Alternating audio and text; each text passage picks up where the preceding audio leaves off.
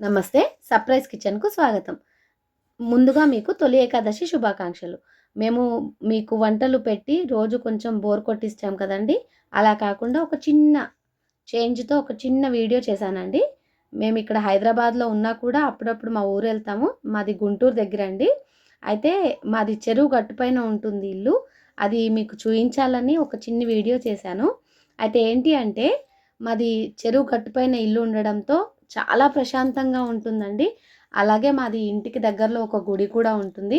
ఉదయం లేవగానే ఆ గుడి గంటల చప్పుడు, చెరువులో తామర పువ్వులు చాలా ప్రశాంతంగా ఉంటుందండి. ఆ గాలి కానీ, ఆ వాతావరణం కానీ అబ్బా! చాలా చెప్పలేము.